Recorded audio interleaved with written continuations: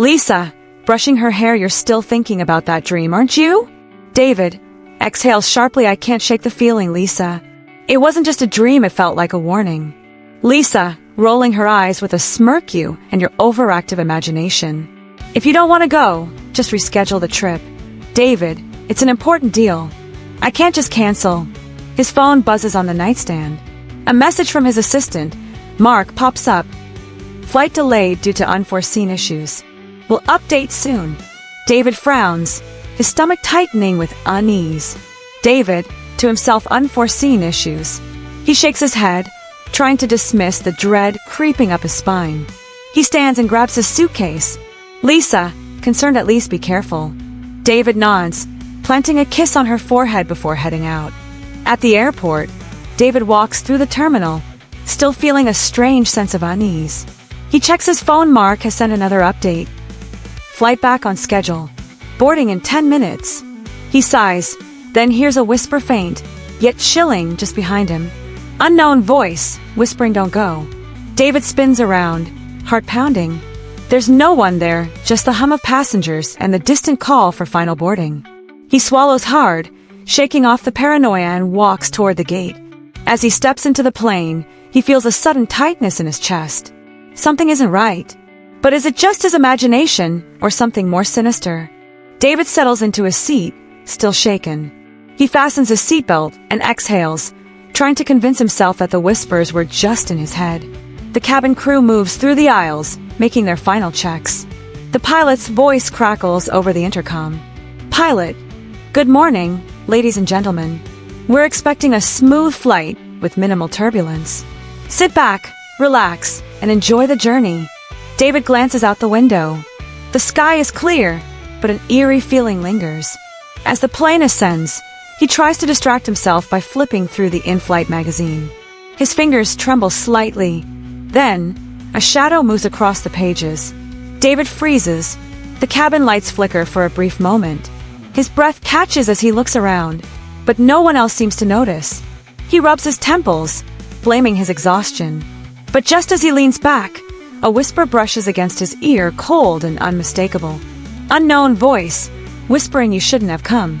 David jerks upright, eyes darting wildly. The seat next to him is empty. His heart hammers in his chest. He presses the call button.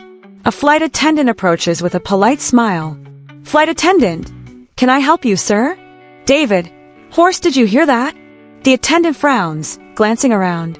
Flight attendant, hear what, sir? David hesitates. He wants to tell her, but he already sounds insane. He forces a smile and shakes his head. David, nothing, never mind. The flight attendant nods and moves on. David exhales, trying to calm himself. But as he turns back to the window, his blood runs cold. A faint reflection stares back at him. A figure, hazy, indistinct, watching him from inside the glass. And this time, the whisper is clear. Unknown voice, you won't make it home. David's pulse skyrockets. He grips the armrest, his body rigid with fear. Something is very, very wrong. Radio announcer, static cutting in and out, storm warnings in effect, low visibility, exercise caution. David sighs, lowering the volume. He checks his phone's GPS, but the signal flickers, then vanishes. The road ahead twists into dense fog. David, muttering, great. Just great. A shadow darts across the road. David slams the brakes, heart pounding.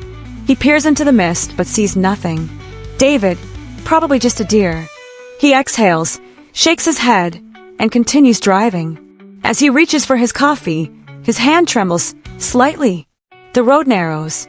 The headlights catch glimpses of abandoned houses and skeletal trees. A sign reads, Detour ahead, with an arrow pointing left.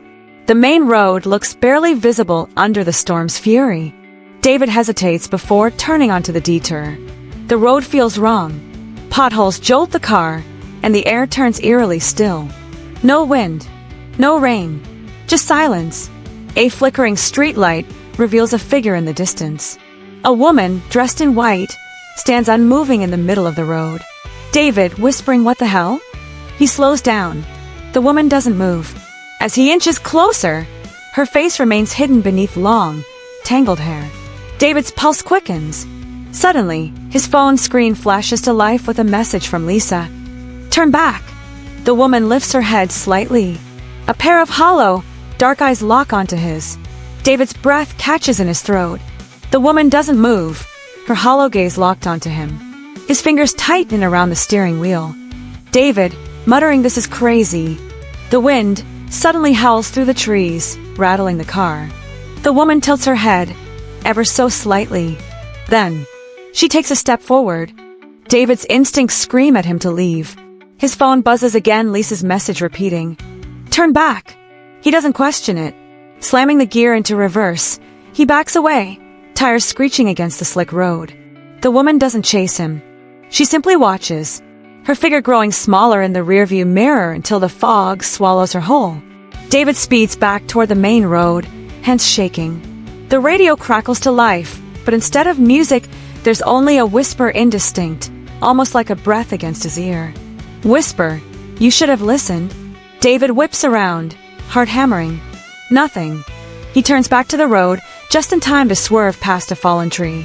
His coffee spills across the dashboard, but he barely notices. His mind is racing. His phone screen flickers again, this time an image. It's grainy, distorted, but he recognizes his own car. And in the back seat, a shadowy figure sitting right behind him. David's blood turns to ice. He grips the wheel, afraid to look in the mirror. But slowly, very slowly, his eyes flick upward. A reflection stares back at him. Not his own, but something else. Something grinning. The lights ahead suddenly cut out. The car plunges into darkness. "Flight attendant." "Smiling, sir. Would you like something to drink before takeoff?" David, forcing a smile, "Just water, please." Minutes pass. The plane taxis down the runway. As it lifts off, turbulence shakes the cabin violently. Passengers gasp, gripping their seats. The overhead compartments rattle. David's heart pounds. He shuts his eyes. It's just turbulence. Normal. Then a loud bang. Gasps turn into screams. Oxygen masks drop from the ceiling. The plane lurches, the pilot's voice crackling over the intercom. "Pilot, urgent ladies and gentlemen, we're experiencing an engine failure. Please remain calm as we attempt an emergency landing." David's breath catches. He turns to the window, smoke billows from the wing. His mind races back to the old man's warning. Could it be true? The plane shudders. The world outside tilts. Panic erupts in the cabin. David grips his seat, his pulse a drumbeat in his ears. His thoughts race. Was this it? His last day? The old man's face flashes in his memory. Had he just escaped death by sheer luck, or was something bigger at play? The cabin is filled with screams and gasps as the plane shakes violently. David's hands grip the seat in front of him. The pilot's voice crackles again over the intercom. "Pilot, strained but firm, we're making an emergency landing. Brace for impact." "Flight attendant, urgent," voice shaking everyone. "Evacuate immediately. Leave your belongings behind." David fumbles with his seatbelt, his hands trembling. He stumbles into the aisle, following the panicked crowd. Flames flicker outside the window. The emergency exit is open. One by one, passengers leap onto the slide. David moves forward, heart hammering, until he's out stumbling into the field, breathing ragged. The smell of smoke fills his lungs. Fire trucks and ambulances arrive within minutes. Medics rush to assist passengers. David stares at the wreckage, his mind reeling. He's alive. He made it. But the old man's words ring in his head. Old man's voice. In his memory, "A man like you, traveling today, should stay home." Disaster awaits. David turns, scanning the crowd. His breath catches standing at a distance. Near the flashing lights is the old man. His ragged clothes sway in the wind, but his face is calm, knowing. Their eyes meet. The old man nods, once then turns and disappears into the night. David's stomach twists. Who was he? How did he know? One thing was certain: David would never ignore a warning again. "Flight attendant, urgent." "But calm, please stay seated and fasten your seatbelts." David clutches the armrest, his knuckles white. His heart pounds against his ribs. Outside the window, rain lashes against the fuselage, and another flash of lightning illuminates the stormy sky. Passenger, frantic, "We're going down." "Oh my God!" David turns, his eyes locking onto a young woman seated across the aisle, her hands trembling as she fumbles to tighten her seatbelt. A boy beside her sobs into his mother's shoulder. Fear tightens David's throat. The plane dips suddenly. Gasps. A metallic creak groans through the aircraft. The overhead oxygen masks dangle lifelessly untouched by those too paralyzed to act. David exhales sharply, his mind racing. David, to himself, voice shaking, think. With an effort, he pulls down his mask and secures it over his face, his breath coming in short bursts. He reaches out instinctively, helping the young woman across from him with hers. The boy's mother clutches his tiny hand, murmuring reassurances she doesn't seem to believe herself. A stewardess stumbles down the aisle, gripping the headrest for balance. Flight attendant, steady but tense brace position. Heads down. David obeys, forehead pressed to his knees, his mind a storm of regrets and unspoken words. His lips move in a silent prayer. David, whispering, if I make it out of this, I swear I'll. A deafening crack rips through the aircraft. The plane tilts, nosediving. Paramedic. Sir, are you feeling all right? Do you need medical assistance? David, shaking his head, no. Just trying to catch my breath. His phone buzzes. It's Lisa again. Lisa, are you sure you're okay? I saw the news. They said it could have been catastrophic. David, I don't know how to explain it, Lisa. It was more than just luck. It felt like something was pushing me to change flights. I should have listened to you sooner. Lisa hesitates before speaking, her voice soft. Lisa, maybe it was your mother watching over you. David's throat tightens. His mother had always told him to trust his instincts. She had passed away years ago, but her voice, her lessons, they still lived in him. A loud commotion catches David's attention. A fellow passenger, a young woman with a backpack, is speaking frantically to an officer. Young woman, no, you don't understand. I was supposed to be on another flight, but something made me switch at the last second. It felt like a force pulling me, like I had to be here instead. David's heart pounds. He wasn't the only one who had felt it. His fingers tighten around his phone as he whispers to himself. David, there was something greater at work today. Marcus, picking up quickly. David, man, I saw the news. Are you okay? David, yeah, I don't even know what to say. It could have been so much worse, Marcus. I keep thinking about what Lisa said. What if someone was watching over me? Marcus hesitates before responding. Marcus, you know, my grandmother used to say that when fate tries to warn you, it sends signs and whispers. If you ignore them, it shouts. David clenches his jaw, recalling the unease he had felt before boarding. The feeling in his chest had been heavy, a silent plea to stop, to turn back. But he had ignored it until the storm forced his hand. As he lowers his phone, a voice interrupts his thoughts. Young woman, softly, you felt it too, didn't you? David turns. The young woman from before, the one who changed flights at the last moment, is standing a few feet away. Her dark eyes search his face as though confirming something unspoken. David, you mean the feeling? The sense that something was telling me not to get on that flight? She nods slowly. Young woman, I had a dream the night before. A plane disappearing into the storm. People screaming. When I woke up, I felt sick, like I had to change flights. I didn't know why, but I listened. David exhales, his heart pounding. David, and I ignored mine until it was almost too late. They stand there in silence, the weight of what they're saying sinking in. Around them, the emergency response teams continue assisting passengers, but in that moment, it feels like only the two of them exist. Young woman, whispering, do you think we were meant to survive? That there's a reason we're here? Lisa, softly, do you think he'd be proud of you? David, pauses. I don't know, but I hope so.